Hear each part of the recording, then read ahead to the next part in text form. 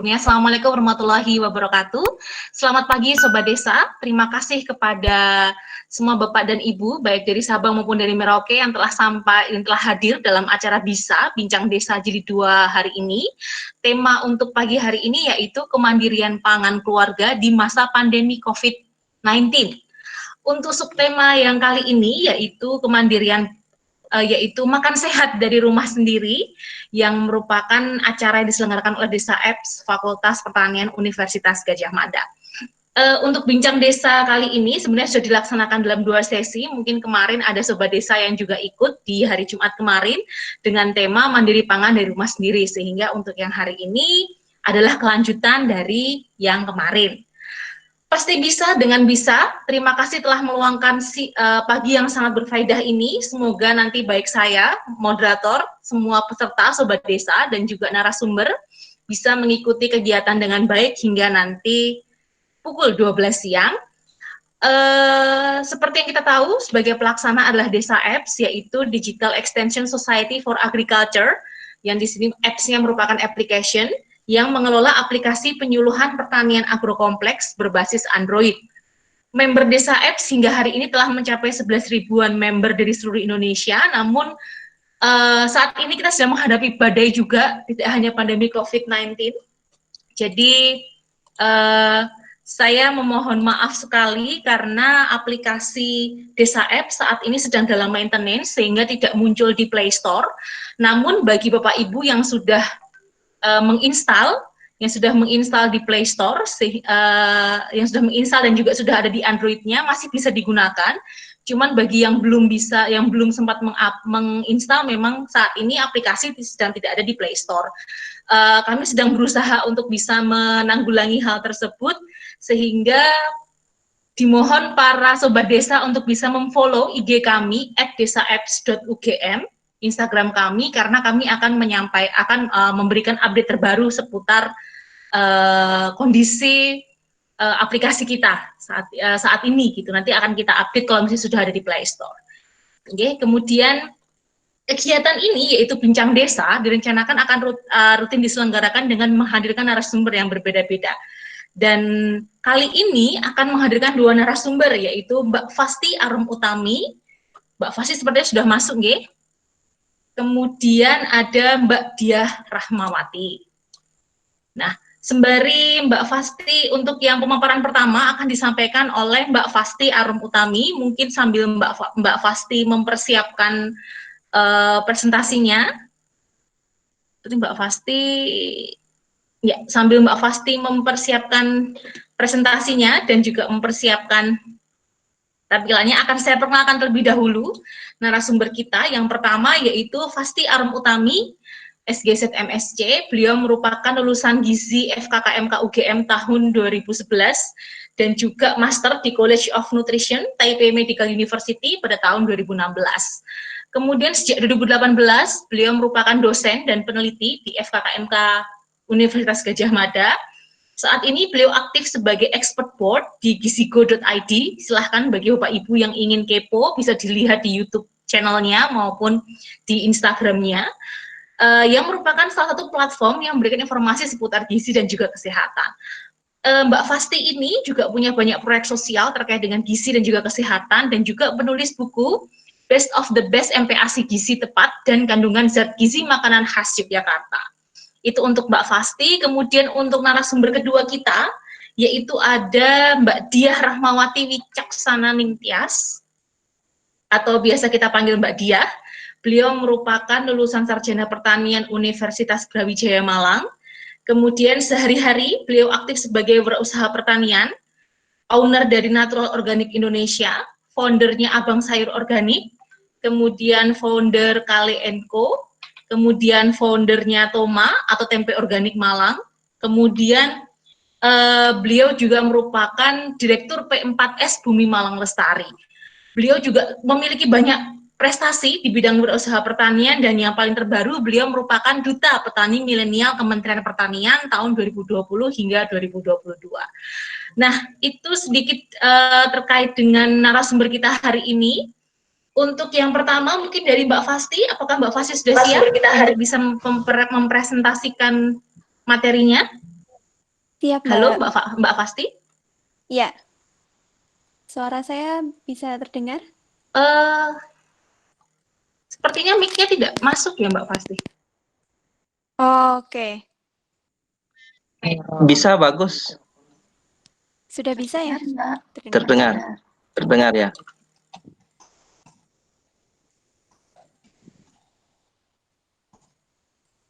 Bagaimana Mbak Mesa? Di saya bagus ini, terdengar. Oke, untuk presentasinya mungkin bisa ditayangkan Mbak Fasti? Oh iya, ini sedang proses ya Mbak.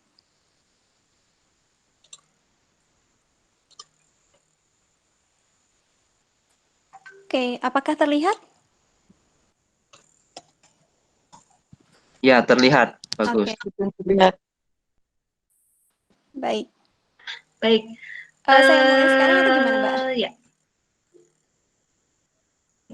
Baik, terima kasih Mbak Fasti atas sudah siap ya kalau gitu ya. Kalau gitu saya berikan waktu 20 menit pertama kepada Mbak Fasti untuk bisa memberikan pemaparan video, pemaparan materinya.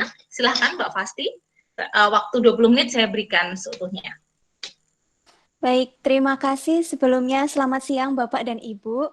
Terima kasih juga untuk Bapak Ibu dari Fakultas Pertanian yang sudah berkenan mengundang saya untuk acara pada pagi hari ini. Jadi hari ini saya akan share beberapa mengenai informasi sebenarnya tentang gizi yang mungkin beberapa dari Bapak Ibu sudah mengetahui, tapi mungkin ada beberapa hal yang mungkin masih ragu benar atau tidak untuk informasi tersebut gitu.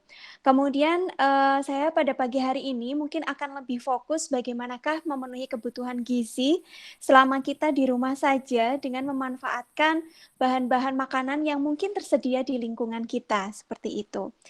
Oke, baik. Jadi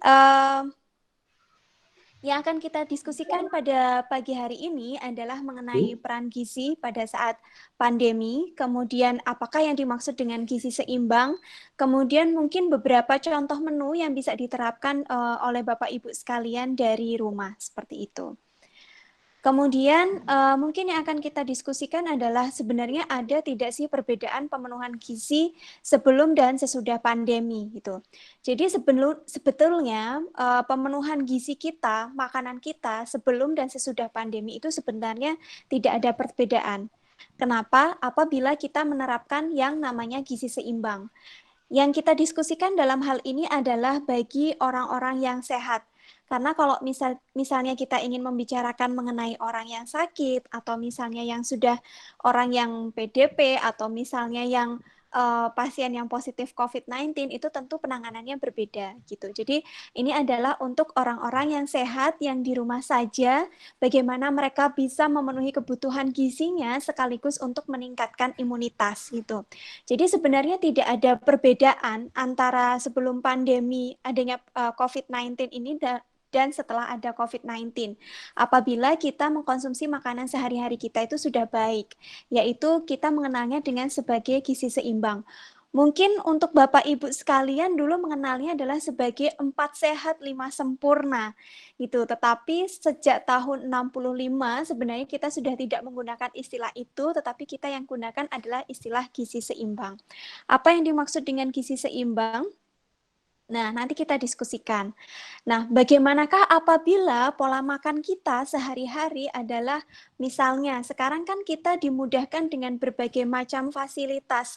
Contohnya aplikasi, misalnya ada GoFood atau ada GrabFood, atau misalnya kita beli di warung depan kayak gitu ya, dengan ketersediaan makanan-makanan misalnya paling banyak, misalnya kalau sarapan pagi gitu ya, adanya bubur ayam, soto ayam, kemudian lontong opor misalnya, atau nasi kuning, atau misalnya nasi uduk gitu. Kalau misalnya kita amati gambar-gambar di yang ada di layar ini adalah komposisinya itu hampir sama gitu. Jadi ada dari sumber karbohidratnya, di mana di sini adalah ada lontong, ada bubur, ada nasi, kemudian ada sumber protein hewaninya, yaitu misalnya di sini ada telur, kemudian ada ayam gitu ya, kemudian ada sumber protein nabatinya misalnya kacang-kacangan, kemudian ada sumber karbohidrat lain yang mungkin kita temui. Misalnya ada yang konsumsinya dengan kerupuk dan seterusnya gitu. Nah, dari pola makan ini apa sih yang kurang gitu? Mari kita lihat. Nah, kalau misalnya pada saat makan siang, polanya sebenarnya tidak berbeda jauh dengan misalnya kita makan pagi, gitu ya. Kalau misalnya makan siang itu biasanya ketersediaannya adalah misalnya penyetan, atau misalnya bakso mie ayam, kemudian misalnya yang tersedia adalah sate ayam, dan seterusnya gitu. Yang dimana konsumsinya adalah tinggi protein nabati dan hewani, kemudian tinggi lemak, dan tinggi karbohidrat. Seperti itu. Kemudian kita refleksikan juga dengan makan malam yang tersedia di lingkungan kita. Pasti tidak akan berbeda jauh dengan menu sarapan pagi maupun sarapan siang. Mungkin dalam hal ini ketika bulan puasa mungkin tidak berbeda jauh menu yang tersedia pada saat pada saat sahur maupun pada saat berbuka puasa gitu. Jadi biasanya yang tersedia adalah kalau misalnya malam kita mau makan di luar adalah yang tersedia biasanya pecel lele, mie goreng, bakmi Jawa, kemudian mungkin misalnya nasi goreng, nasi kucing, atau mungkin kalau misalnya tidak ada, kita malas keluar gitu untuk akses makanan, mungkin kita ada yang stok mie instan di rumah gitu. Nah, bagaimanakah pola makan ini kayak gitu? Kemudian misalnya cemilan atau snack gitu. Kalau snack mungkin kita tidak jauh-jauh misalnya dari gorengan, misalnya ada mendoan atau misalnya martabak, atau misalnya yang snack-snack yang tinggi gula. Misalnya ada, kalau yang tren anak-anak sekarang mungkin kenalnya itu adalah boba, kemudian misalnya ada martabak manis, di mana kita satu kali makan itu kalorinya bisa sampai 100 sampai dengan 200 kilokalori, yang hampir setara dengan kita konsumsi satu kali makan nasi. Kemudian ada juga misalnya jajanan-jajanan yang mungkin mahasiswa-mahasiswa atau anak-anak sekolah itu aksesnya gampang, kayak misalnya cilok, cilor, dan seterusnya gitu. Nah, kalau misalnya kita evaluasi dari pola makan kita, dari makan pagi, siang, sore, snack, atau misalnya pada saat puasa, misalnya kita sahur misalnya dengan sekedar menggoreng telur, kemudian dengan nasi, atau misalnya berbuka puasa, misalnya kita konsumsinya adalah sebuah atau misalnya es kelapa muda, kemudian kita tambahkan gorengan, baru setelah itu adalah kita konsumsi makanan, misalnya dengan makan penyetan dan seterusnya. Jadi sebenarnya pola makanan kita adalah karakteristiknya adalah tinggi akan karbohidrat, tinggi akan protein, dan tinggi akan lemak. Gitu. Apakah itu baik untuk kesehatan kita? Nanti kita akan diskusikan gitu. Nah, jadi sebenarnya bagaimanakah seharusnya makanan kita itu adalah prinsipnya adalah menggunakan gizi seimbang. Bentuknya hampir sama seperti tumpeng. Jadi kalau misalnya di beberapa negara lain mereka mengadopsinya dengan bentuk piring gitu. Nah, kalau di tempat kita adalah adopsinya adalah dengan bentuk tumpeng. Kenapa tumpeng? Karena ini adat yang sangat lekat dengan budaya Indonesia. Dan dari tumpeng ini kita bisa memahami bahwa yang namanya gizi seimbang itu tidak hanya memperhatikan makanannya, tetapi ada faktor-faktor pendukung yang lainnya. Baik, kita bahas dulu untuk yang tumpengnya. Yang paling bawah itu adalah sumber karbohidrat. Sumber karbohidrat itu apa? Jadi bisa nasi, bisa singkong, bisa umbi-umbian yang lain, misalnya kentang, bisa jagung, atau misalnya bisa mie. Itu adalah konsumsinya 3 sampai dengan 4 porsi dalam satu hari. Artinya apa? Artinya adalah kalau misalnya kita konsumsi sehari itu adalah 3 kali makan, maka dalam setiap kali makan itu harus ada sumber karbohidrat. Jadi biasanya kalau ibu-ibu sedang on diet gitu ya bahasanya, biasanya mereka adalah skip karbohidrat gitu. Jadi tidak konsumsi karbohidrat. Boleh nggak? Itu justru berbahaya. Jadi kalau misalnya mau diet, yang dibatasi itu adalah porsinya, bukan menghilangkan item makanannya. Seperti itu. Apa bahayanya? Bahayanya adalah otak kita itu adalah sumber energinya itu adalah dari glukosa. Nah, glukosa itu adalah sumbernya karbohidrat. Jadi kalau misalnya kita tidak konsumsi yang namanya glukosa dari sumber karbohidrat, maka kebanyakan orang yang diet tanpa konsumsi karbohidrat, kebanyakan mereka akan lemas, kemudian bisa juga mereka anemia, bisa juga mereka letih, dan seterusnya. Itu. Kemudian kita naik di level berikutnya. Di atasnya sumber karbohidrat itu ada sumber yang namanya vitamin dan mineral. Di mana di sini komposisinya adalah ada sayur dan buah. Itu. Nah, kebanyakan yang terjadi di masyarakat adalah mereka tidak menyukai sayur, kemudian menggantinya dengan buah. Padahal peraturannya di gizi seimbang adalah konsumsi sayuran harus lebih banyak daripada konsumsi buah-buahan. Gitu. Jadi kalau sayuran itu adalah 3 sampai dengan 4 porsi. Kalau 3 sampai dengan 4 porsi berarti dia porsinya hampir sama seperti sumber karbohidrat. Artinya setiap kali makan itu harus ada yang namanya sayuran. Gitu. Kemudian untuk yang buah-buahan itu adalah 2 sampai dengan 3 porsi. Itu bisa digunakan sebagai snack atau selingan. Misalnya Bapak Ibu sekalian tadi kan snacknya misalnya konsumsi gorengan atau misalnya martabak gitu ya. Nah, itu bisa diganti dengan buah-buahan. Sulit di awal memang gitu. Jadi bisa diganti dengan buah-buahan yang misalnya tinggi karbohidrat dan lemak. Misalnya dari pisang atau misalnya dari alpukat, pepaya, dan seterusnya. Nah, di atas dari sumber mineral ini, sumber vitamin dan mineral ini ada yang namanya sumber protein. Protein di sini ada 2 macam, yaitu protein hewani dan protein nabati. Di mana porsinya adalah 2 sampai dengan 4 porsi dalam sekali makan. Artinya, Bapak Ibu sekalian, dalam satu kali makan itu harus ada yang namanya sumber protein hewani dan sumber protein nabati. Gitu. Jangan dibayangkan bahwa sumber protein hewani ini adalah harus yang bahan makanan yang mahal, tidak. Justru sumber protein hewani yang paling lengkap sumber proteinnya itu adalah telur. Dan telur itu adalah saya yakin itu adalah sumber protein yang terjangkau. Seperti itu. Kemudian dari sumber protein nabatinya itu bisa macam-macam gitu ya, tidak hanya sekedar tahu tempe. Mungkin Bapak Ibu sekalian ada yang mengenal oncom, atau misalnya bisa juga dari kacang-kacangan, misalnya kacang hijau, kemudian misalnya ada yang konsumsi misalnya tempe koro bengo, itu juga bisa. Nah, yang di puncak itu adalah kenapa paling kecil gitu ya? Karena yang di puncak itu adalah kita boleh mengkonsumsi tetapi harus dibatasi jumlahnya, yaitu ada gula, garam, dan minyak. Gitu. Jadi boleh dikonsumsi tetapi jumlahnya ada aturannya dan itu harus kecil jumlahnya dibandingkan dengan misalnya konsumsi sumber karbohidrat atau misalnya protein ataupun vitamin dan mineral.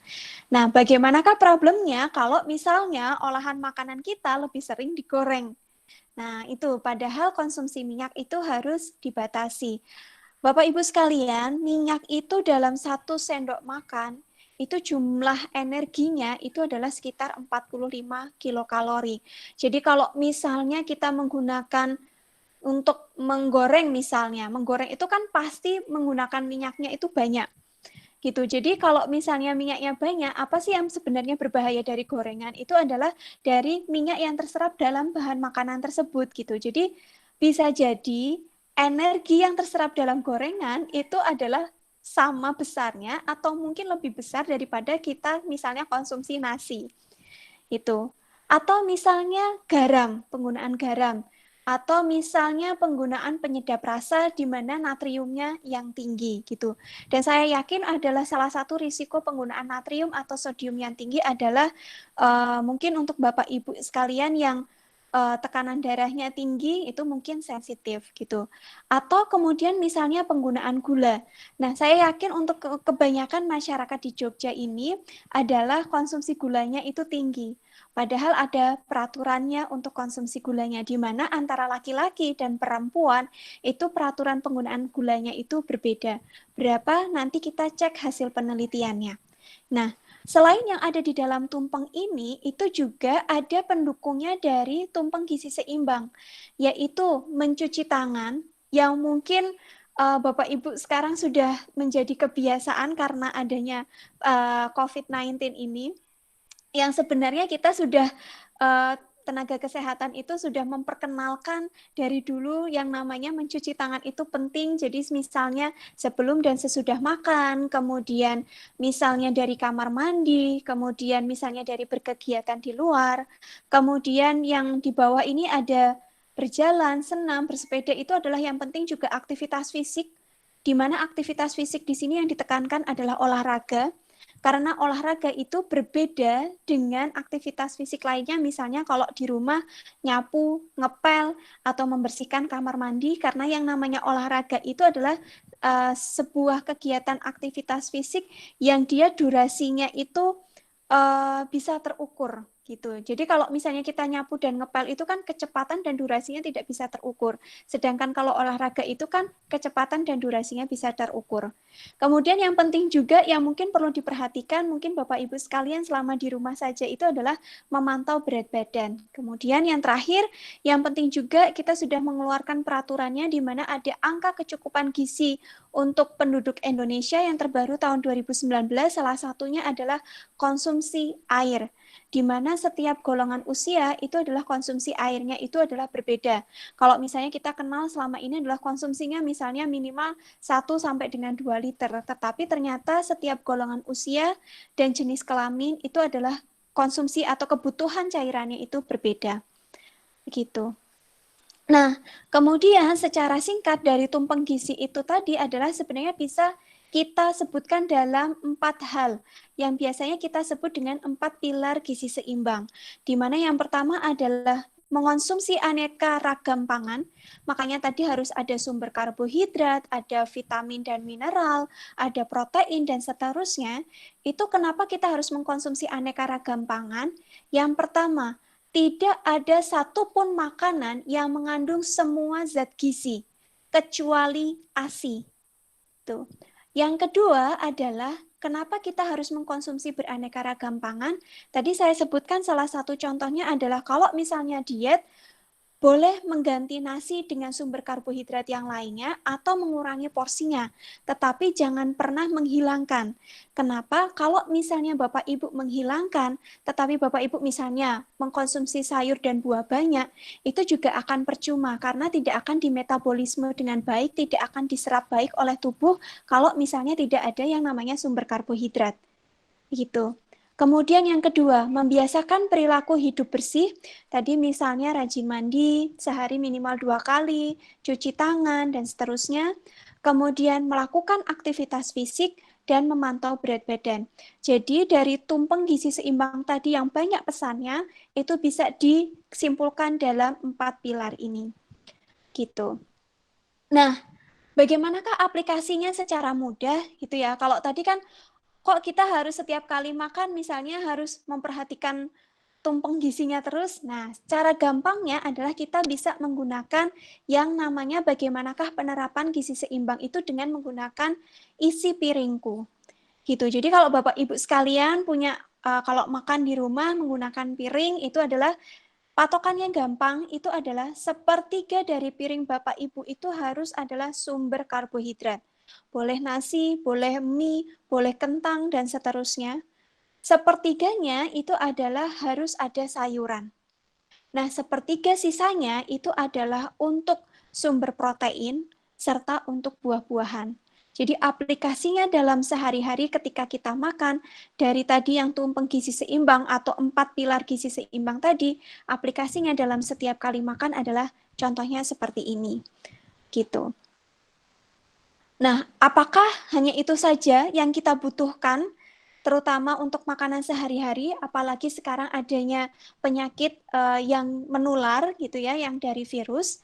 Nah, Bapak Ibu juga bisa memperhatikan hal-hal yang lain, di mana ada bahan-bahan makanan yang bisa Bapak Ibu konsumsi untuk meningkatkan yang namanya imunitas tubuh atau kekebalan tubuh. Misalnya, kita harus mengkonsumsi lebih banyak kandungan protein. Jadi misalnya mungkin Bapak Ibu ada yang kecapean atau misalnya ada yang punya gejala flu atau misalnya ada sekedar misalnya masuk angin kayak gitu ya. Jadi saran utama sebenarnya sekarang itu adalah bukan mengkonsumsi suplemen atau obat-obatan. Kenapa kita tidak menyarankan suplemen atau obat-obatan? Karena kan kita tidak tahu ini COVID-19 ini sampai kapan sih, kayak gitu ya. Nah, karena kita tidak tahu COVID-19 ini sampai kapan, kalau misalnya kita mengandalkan suplemen, itu tidak akan bersifat lama. Sehingga yang harus kita tingkatkan kualitasnya adalah dari makanannya. Gitu. Jadi, makanan yang harus ditingkatkan itu adalah yang pertama adalah proteinnya, kualitas protein kita. Gitu. Jadi, kualitas protein kita bisa ditingkatkan dari misalnya dengan pemilihan jenis proteinnya. Kalau yang di sini paling banyak mungkin protein hewani. Padahal tadi di gizi seimbang disebutkan ada protein hewani dan protein nabati. Apa perbedaannya? Perbedaannya adalah protein hewani ini lebih cepat diserap oleh tubuh dibandingkan dengan protein nabati. Gitu. Contohnya misalnya dalam 100 gram daging ayam misalnya, dia bisa diserap sekitar 30 gramnya. Sedangkan protein nabatinya itu adalah lebih kecil, misalnya sekitar 20 gramnya. Gitu. Nah, jadi sumber-sumbernya tidak harus daging ayam, misalnya bisa diganti yang lain, misalnya dari ikan atau misalnya dari susu. Susu ini kalau misalnya Bapak Ibu sekalian ada penyakit-penyakit seperti degeneratif, misalnya ada diabetes atau hipertensi, boleh nggak sih konsumsi susu? Susunya bisa diganti yang lain, misalnya susu rendah lemak. Kemudian bisa juga konsumsi telur, kemudian misalnya dari seafood, seperti itu. Kemudian apakah hanya protein saja? Tentu tidak. Jadi untuk membantu penyerapan protein, kita juga membutuhkan yang namanya vitamin dan mineral. Terutama adalah vitamin-vitamin yang bersifat antioksidan. Di mana kenapa mempunyai sifat antioksidan? Jadi virus, kemudian asap kendaraan, asap rokok, polusi udara itu adalah termasuk oksidan. Gitu. Nah, tubuh kita untuk mencegahnya dari oksidan tersebut, dari sumber penyakit tersebut adalah dengan konsumsi vitamin dan mineral. Contohnya misalnya kita bisa meningkatkan untuk konsumsi vitamin A, vitamin C, dan vitamin E. Sumber-sumbernya ada berbagai macam gitu ya. Jadi kalau misalnya kita konsumsi protein hewani tinggi, otomatis biasanya vitamin A-nya juga tinggi. Kemudian vitamin C-nya misalnya di sini kalau misalnya kita kenal itu adalah dari buah jeruk, tetapi justru vitamin C yang paling tinggi itu ada di jambu biji. Terutama adalah jambu biji yang dalamnya berwarna merah. Itu jauh lebih tinggi dibandingkan dari golongan jeruk atau lemon. Kemudian vitamin E itu adalah dari golongan minyak. Itu ya, tadi kita boleh menggunakan minyak tetapi harus dibatasi gitu ya karena kandungan energi minyak itu sangat tinggi. Kemudian juga dari mineralnya. Jadi mineralnya tadi contohnya adalah seng. Jadi kalau misalnya konsumsi protein hewani itu juga lumayan tinggi, jadi nanti kandungan vitamin A dan kandungan vitamin C-nya itu juga akan cukup bagus seperti itu. Nah, ini adalah yang tadi saya maksudkan dengan konsumsi gula, gitu. Jadi ini salah satu panduan yang bisa kita gunakan perbedaan antara laki-laki dan perempuan berdasarkan usianya dan berdasarkan aktivitas fisiknya. Jadi misalnya laki-laki usia 46 sampai dengan 50 tahun, aktivitasnya sedang itu berarti bahwa dia 50% banyak duduk, 50% misalnya dia beraktivitas fisik, misalnya, jadi misalnya beraktivitas sedang itu apabila kita kerja di kantor, gitu ya, itu kebutuhan gulanya itu ternyata maksimal 9 sendok teh, menggunakan sendok teh. Gitu. Kemudian kalau perempuan misalnya usia 71 sampai dengan 75 tahun, artinya itu lansia dengan aktivitas sedang, itu adalah ternyata maksimal boleh konsumsinya adalah 3 sendok teh. Itu. Nah, kalau perempuan usia produktif itu adalah maksimal 5 sendok teh. Nah, padahal kalau kita bikin teh manis misalnya, kan kadang kita tidak menggunakan sendok teh, tetapi sendok makan. Nah, kalau misalnya menggunakan sendok makan, untuk wanita usia produktif itu adalah maksimal adalah 2 sendok makan peres, artinya nggak munjung, dan itu dalam waktu 1 hari. Kalau laki-laki itu adalah 3 sendok makan dalam 1 hari. Artinya adalah maksimal penggunaan gula itu adalah untuk wanita adalah 10 gram per hari, untuk laki-laki adalah 15 gram. Kenapa harus dibatasi dari konsumsi gula? Karena gula ini termasuk dalam golongan karbohidrat, tetapi karbohidrat sederhana. Itu ya, karena dari golongan karbohidrat ini, kalau misalnya berlebihan, dia akan diubah menjadi lemak. Jadi misalnya Bapak kalian misalnya sudah tidak mengkonsumsi gorengan, sudah tidak mengkonsumsi yang namanya nasi, tetapi masih mengkonsumsi yang namanya makanan dan minuman manis, itu juga sama saja dengan menumpuk lemak. Begitu. Itu kesulitannya di situ. Dan berdasarkan hasil salah satu penelitiannya saya waktu itu tahun 2010, ternyata untuk masyarakat di Jogja ini yang sudah sakit, waktu itu saya penelitiannya adalah pada orang yang sakit diabetes dan obesitas, ternyata antara orang yang sakit diabetes atau obesitas dengan orang yang sehat di Jogja ini adalah konsumsi gulanya itu sama. Artinya apa? Artinya adalah orang yang sehat dengan pola konsumsi gula yang sama, kemungkinan dia ke depannya akan mempunyai penyakit diabetes ataupun obesitas. Seperti itu. Nah, ini adalah contoh menu sehari-hari yang mungkin bisa diterapkan di keluarga, gitu ya. Misalnya untuk menu pagi kita bisa konsumsi pecel dengan aneka ragam sayur, kemudian bisa ditambahkan dengan tahu tempe, kemudian misalnya dengan ikan atau ayam, atau misalnya dengan nugget juga bisa. Kemudian selingan pagi misalnya bisa dengan tadi kita konsumsi karbohidratnya mungkin setiap orang berbeda-beda, ada yang 3 porsi, ada yang 4 porsi. Kalau yang 4 porsi mungkin selingan paginya bisa ditambahkan dengan roti bakar, atau misalnya kalau ada yang konsumsi sumber karbohidratnya maksimal 3 kali, maka selingannya bisa diganti dengan misalnya buah-buahan. Kemudian menu siangnya misalnya bisa konsumsi sop sayur dengan dilengkapi dengan udang. Nah, nanti tinggal bisa ditambahkan, dikombinasikan dengan tempe. Kemudian snack sorenya mungkin bisa diganti dengan gorengan, tetapi isinya mungkin diganti lebih banyak sayur, kemudian dikombinasikan dengan protein nabati, misalnya dengan sosis, atau misalnya dengan udang. Nah, makanan-makanan ini juga bisa diterapkan untuk anak-anak atau putra dari Bapak Ibu sekalian yang dalam masa pertumbuhan, seperti itu. Kemudian misalnya menu makan malam gitu ya, bisa semacam terancam atau beberuk gitu ya. Nah, kenapa di sini ada yang namanya selingan? Jadi selingan itu adalah berfungsi untuk agar kita dari makan pagi ke makan siang, misalnya kita makan pagi jam 7, makan siang jam 12, itu fungsinya adalah untuk mencegah makan yang berlebihan pada saat jam makan berikutnya. Itu fungsinya adanya selingan, seperti itu. Nah, bagaimanakah misalnya kita ingin mengetahui berat badan kita itu ideal atau tidak gitu ya dengan pola makanan yang tepat, itu adalah salah satunya dengan menghitung yang namanya indeks massa tubuh, atau kita biasanya menyebutnya adalah basal metabolic index gitu. Caranya adalah berat badan dalam kilogram dibagi dengan tinggi badan yang dikuadratkan. Nanti Bapak Ibu bisa menghitung gitu ya, indeks massa tubuhnya berapa. Nah, nanti kalau sudah ketemu, itu bisa dilihat apakah saya termasuk dalam kategori sangat kurus, normal, atau mungkin overweight, atau obese. Gitu. Itu bisa diterapkan. Ini tidak bisa diterapkan untuk ibu hamil dan untuk atlet. Gitu. Jadi ini adalah untuk orang normal biasa. Gitu. Nah, artinya apa? Jadi kalau misalnya kurus, ternyata dia kurang energi kronik, harus diperbaiki zat gizinya. Kalau misalnya dia overweight atau obesitas, jadi overweight itu berbeda dengan obesitas.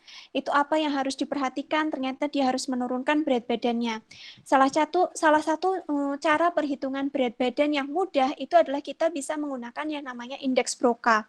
Yaitu kita bisa menghitung berapa sih berat badan ideal kita, dan berapakah rentang berat badan normal kita. Jadi misalnya kasus di sini adalah ada Ibu Cinta, misalnya mempunyai tinggi badan 149, maka bisa kita ketahui berat badan idealnya menggunakan indeks Broca ini rumusnya.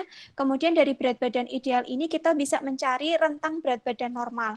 Berat badan normal ini adalah untuk membantu Bapak Ibu sekalian misalnya pengen menurunkan atau menaikkan berat badan, tidak terlalu jauh gitu ya targetnya. Nah, itu bisa menggunakan yang namanya berat badan normal.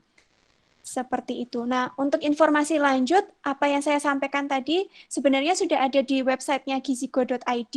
Jadi di sana saya sudah membuat panduan bagaimanakah memenuhi kebutuhan gizi selama di rumah saja, serta bagaimanakah menjaga pola makan saat puasa. Kenapa? Karena biasanya pada saat puasa, berdasarkan penelitian, kita terjadi pengurangan berat badan sekitar 1,5 sampai dengan 2,5 kilo, tetapi 2 minggu setelah puasa, biasanya berat badan kita naik kembali sekitar 1,5 sampai dengan 2 kilo.